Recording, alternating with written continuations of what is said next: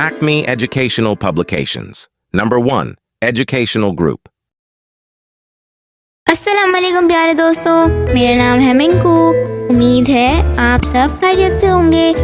आज हम करेंगे एक मज़ेदार मश्क और इस मश्क के ज़रिए हम दी गई मुज़क्कर तस्वीर को मुअन्नस तस्वीर से मिलाएंगे। तो चलिए बच्चों, मेरे साथ मिलकर मज़ेदार मश्क शुरू करते हैं। तो बच्चों, दी गई पहली तस्वीर देखें। अगर आपने हमारी पिछली वीडियो देखी होगी और आपको मुज़क्कर मुअन्नस याद होंगे तो आपको पता होगा कि ये तस्वीर किसकी है।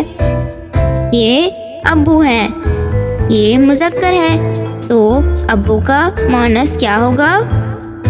अम्मी। शाबाश। अब दूसरी तस्वीर देखते हैं। ये शेर बना हुआ है, शेर का मुअन्नस क्या होता है? शाबाश, शेरनी।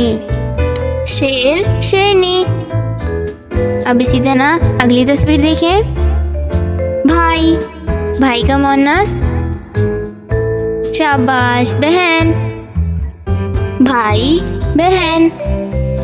अब अगली तस्वीर देखें। ये क्या बना हुआ है? शाबाश, ये मोर है। अब मोर का मुअन्नस क्या होगा? मोरनी। शाबाश, मोर, मोरनी। अब आखिरी तस्वीर देखिए। ये दादा है, दादा का मुअन्नस क्या होगा? दादी।